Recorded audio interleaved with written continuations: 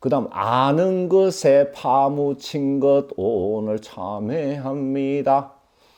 이게 이제 지식에 그치는 거.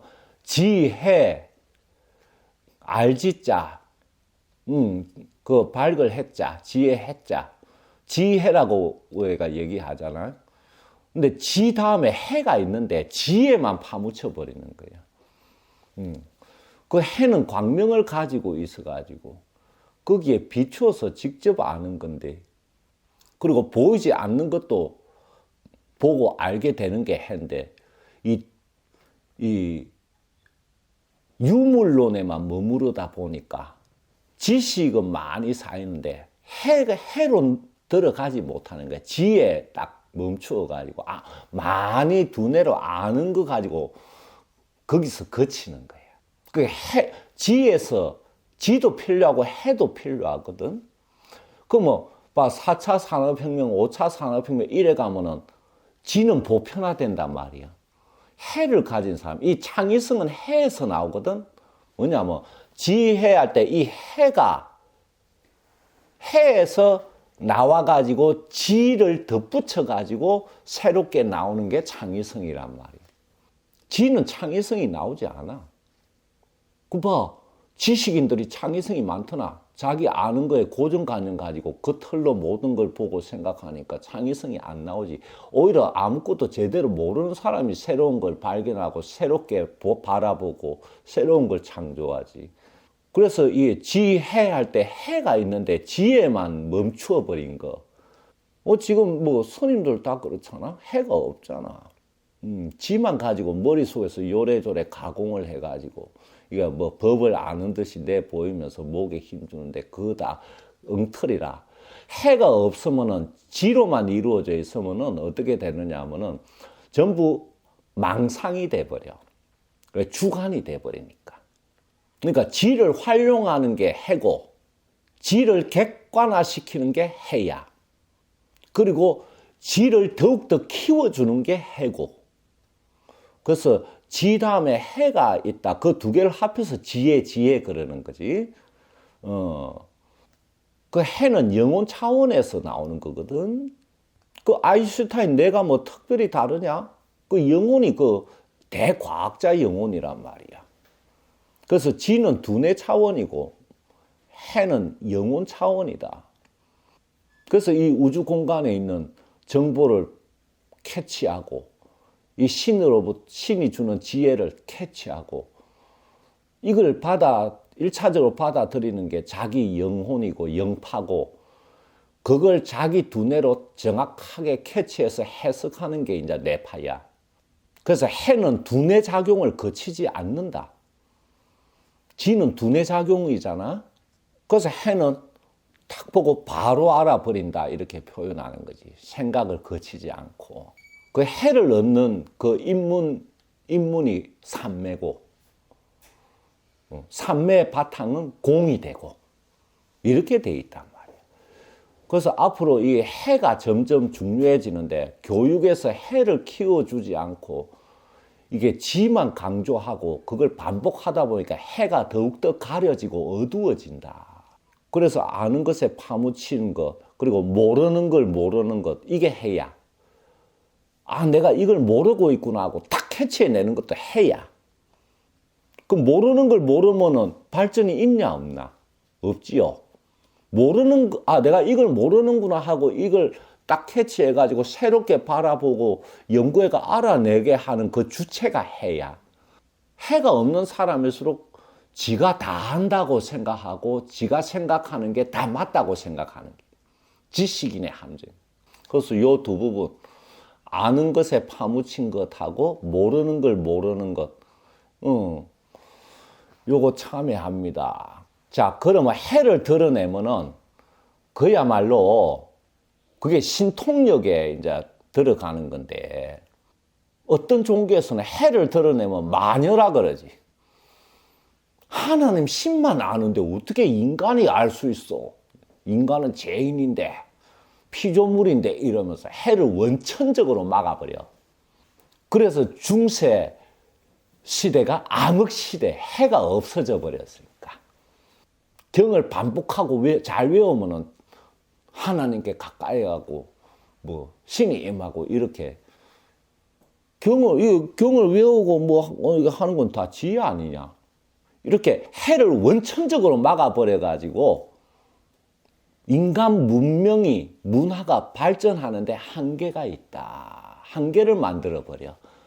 그래서 신만이 더 높은 차원으로 이끌어 줄 수 있다. 이렇게 연결돼가 신의 종이 되거든. 해를 스스로 개발하면 스스로 차원 높게 우리 문화와 문명을 이게 이끌어 갈 수가 있단 말이야.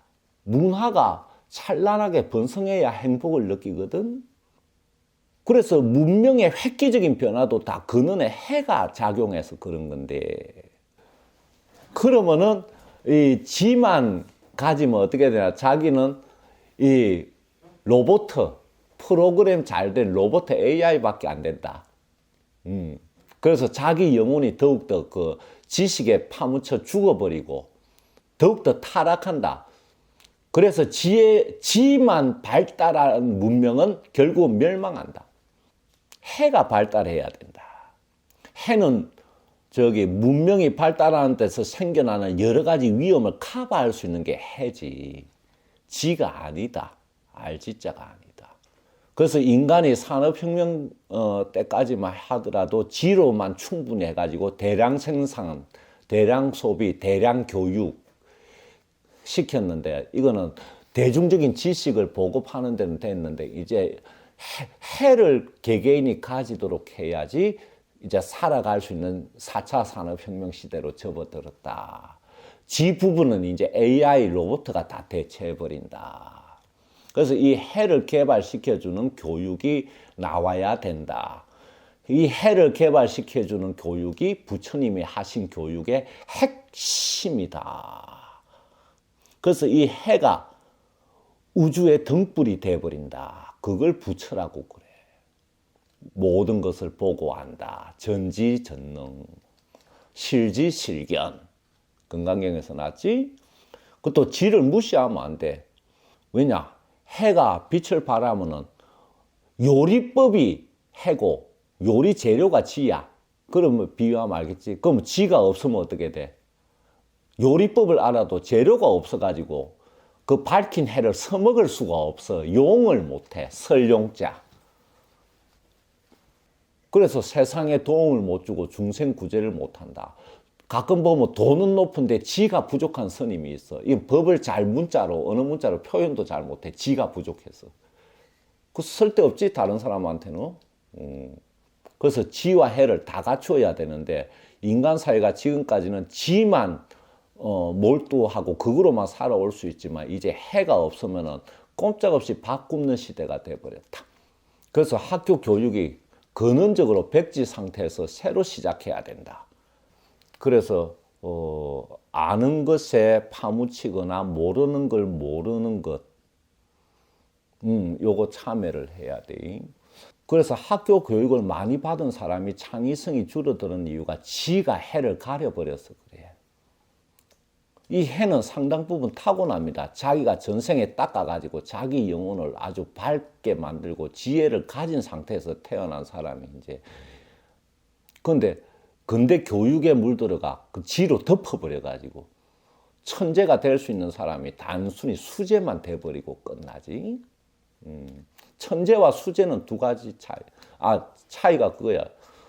수재는 지혜만 머무르는 거. 천재는 해가 나온 거야. 그래서 익히지 않아도 아는 거예요. 예술 방면에서는 아주 드러나지. 어릴 때부터 소질 막 발휘하고. 이게 해가 나온 거거든. 그래서 자기 타고난 소질이나 모든 자질들이 그 해 속에 담겨 있지. 그 해를 밝혀가는 거를 참선이라고 그러잖아. 거기서 참선시키면서 뭐 지식 많이 가지게 하더나 해를 밝히는 게 참선이기 때문에 그래. 자, 이렇게 이제 내 의식 속에서 참여하고 그다음 신에 대해서 참여하는 것. 이 신, 저 신, 욕심낸 것 오늘 참여합니다. 이 다신교, 특히 불교에서는 뭐 부처님, 보살님, 뭐 신령님 뭐 하도 많이 계시니까 이분 탐냈다가 저분 탐냈다가 여기 빌었다가 저래 빌었다. 절에 가면 기본적으로 정각 다 돌면 벌써 몇 분 그 하는 게. 그 돌면서 빌다 보면 어느 한 분 걸려가지고 내 도와주겠지 이제 그러는데 그건 좋은데 욕심을 내지 마라.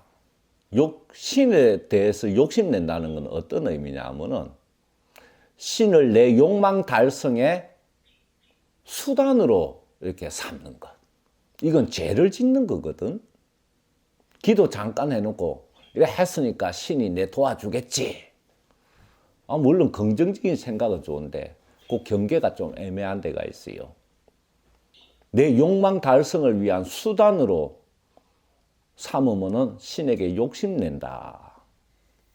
그래서 신이 내 하인이 될까 겁나가지고 저 안드로메다로 달아나 버린다. 욕심내면 안 됩니다. 그냥 지극한 공경심을 내면 돼. 또 신 한 분도 제대로 못 모시는 사람이 너무나 좋은 신들이 많이 계시니까 막 욕심에 막 이 신 저 신 막 상을 쫙 가지고 문제는 뭐냐? 내가 중심이 없으면은 한 분만 모셔도 덕을 못 보고 중심이 있으면은 만신을 모셔도 만신과 다 이어진다. 내가 중심이 있느냐 없느냐야. 내가 중심이 없이 이 신 저 신 막 이렇게 욕심내면은 그거는 마가 끼어든다 하는 걸 알아야 돼. 그러면 저기 유일신 모시는 종교는 좋겠네요. 한 분뿐이니까 더 욕심낸다. 안 도와주면 안 된다. 이래가지고 다른 도와주는 신이 없잖아. 그래서 더 욕심내고 매달린다. 그래서 신에로부터 더 멀어져 버린다. 조심하세요. 물론 여러 신에게 신마다 절하고 이런 거는 기본이요. 그건 예의지. 그 다음에 이게 이제 내 욕심 속 신가 둔 것 오늘 참회합니다. 내 욕심 속에 신을 가두어 놓은 것. 이거 많이 또 범하고 있어요. 인간 세상에서 제일 많이 범하고 있는 거 우리 신. 전쟁 나면은 내가 믿는 신이 도와서 이기게 해줄 거야. 이 자기 집단 욕심 속에 이 자기 신을 가두어 버린 거야. 그러면 상대에서 보면은 그 신은 악마가 되지. 그지? 이쪽 도와주고 이기게 만들면 이쪽이 다 죽어야 되잖아. 그럼 이쪽 입장에서 보면 사탄 악마야.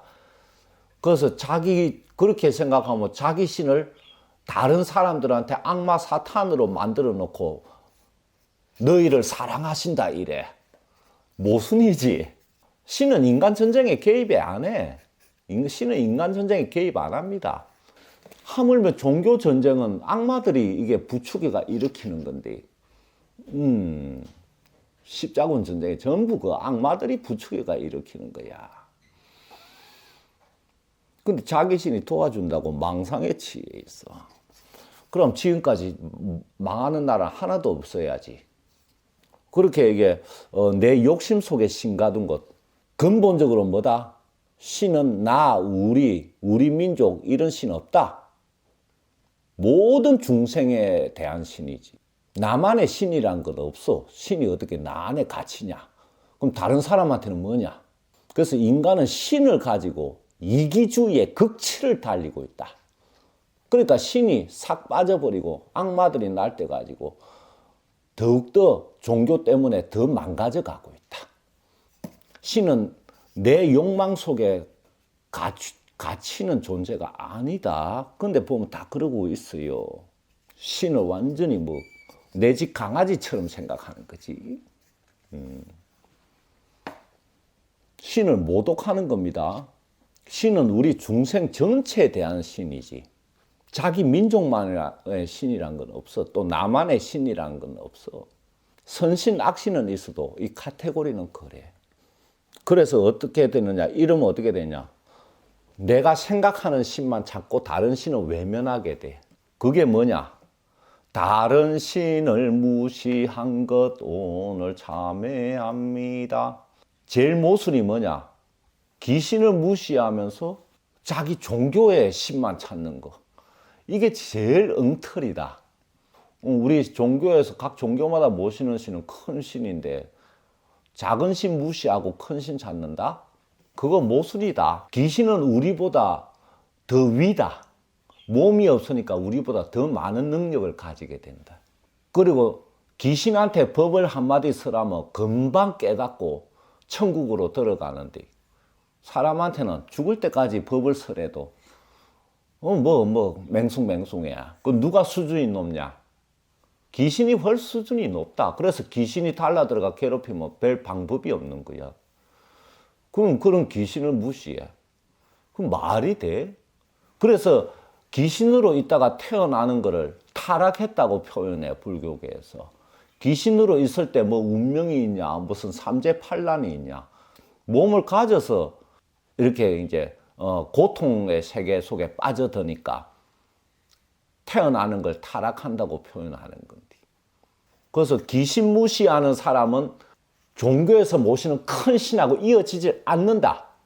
왜냐하면 영혼 세계의 제일 하층부에 있는 이 귀신들하고 우리들하고 같이 공존하고 있는 세계야. 그러니까 귀신이라는 존재가 우리가 몸을 벗고 난 상태인데 그 상태가 이 몸을 가진 생명체와 이 큰 신을 연결하는 중간 지점의 매개체란 말이야. 그래서 중간을 무시해버리면 끊어져 버린다. 예를 들면 우리가 청와대 들어갈 때 정문에 경비병 통과해야 돼? 안 해야 돼? 해야 되지.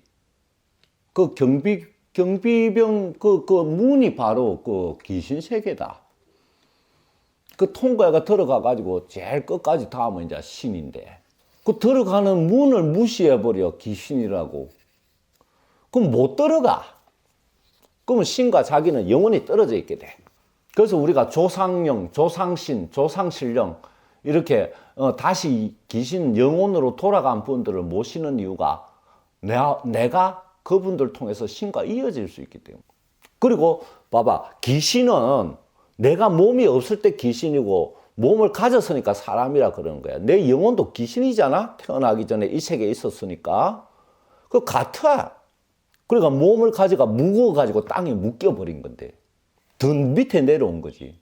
다른 신을 무시한 것, 이거는 뭐 종교, 다른 신을 배척하는 이런 종교뿐만 아니라 이 귀신을 무시하는 이런 사람은 절대 부처님, 신, 하나님, 예수님 절대 안 이어진다. 불교에서는 귀신으로 있다가 사람으로 다시 환생하는 걸 타락했다고 할 때는 이 세계가 고해의 바다라는 개념에서 귀신으로 있을 때는 없는 고통이 생겨나기 때문에 타락했다고 표현하는 거고, 또 사람 몸 받는 것이 귀하고 어렵다는 표현은 사람 몸을 가지고 수행을 해서 부처까지 될 수 있기 때문에 귀하다고 하는 거예요. 못은 되는 게 아니야. 그러면 어느 쪽을 내가 많이 취하느냐지? 내가 부처로 될 수 있는 길로 나아가지 않으면 타락한 상태로 사는 거지. 이 부분 많이 취하는 거지. 하지만 내가 부처가 되는 길로 나아가면 귀신으로 있다가 태어난 이 몸을 가지는 것이 귀신으로 있을 때보다 더 높은 데로 갈 수 있는 있는 곳으로 나를 이끄는 수단이 몸이 되니까 귀한 거지. 어느 부분을 자기가 많이 의식하고 취하느냐에 달려있는 거지. 그래서 타락과 귀하다, 이 두 개가 모순되는 게 아니야. 음양이 같이 하나로 있어. 근데 요 속에서 이제 의식주 위주로, 물질 위주로만 살기만 하면은 자기 몸이 귀한 부분은 소실돼 버리지. 타락한 곡으로만 살잖아. 그래서 양면성을 갖고 있다. 이 몸을 어떻게 활용하는가, 이거지. 자, 그럼 다른 신을 무시한다는 것은 뭐다? 신들에게 서열둔 것이다. 어떤 신은 높고 어떤 신은 낮고 어떤 신은 부하고 어떤 신은 두목이고 이 전부 망상이다. 자, 우리가 유치원생이야. 그러면 초등학교 선생님이나 대학 교수님이 있다고 치자. 유치원생한테 차이가 있을까? 초등학교 선생님이 가르치는 거하고 대학 교수님이 가르치는 거하고 유치원생 입장에서 보면 차이가 있을까? 없지. 그런데 왜? 그런데 유치원생이 넌 초등학교 선생님이니까 잘 모르니까 너한테는 안 배워. 나는 대학 교수님한테 배울 거야. 이런다 치자. 유치원생이. 어때? 웃기지? 그거하고 똑같아. 높낮이로 볼 수 있는 건 자기가 그 수준에 근접했을 때 따질 수 있는 거지. 유치원생이 뭐 초등학교 교사 우습게 보고 대학 교수한테 배우겠다 그러면 더 웃기지. 그 꼴을 우리가 다 하고 있다. 선임이 됐어. 1차적으로 등장해주는 선지식은 산신령님인데 산신령 무시하잖아. 부처님한테만 기도하고 그 자기가 부처님한테 바로 지도 받을 수 있나? 부처님하고 통하려면 죽을 때까지 염불하고 참선하다 죽고 두생은 태어나야 부처님 겨우 문 앞에 갈 수 있는데 그 산신령님 가르쳐 주는 거 무시하고 기도도 안 하고 이러다가 바보 망통이 돼버리잖아. 똑같아. 단계별로 각 신에게 이렇게 배워가야지 온전해지지.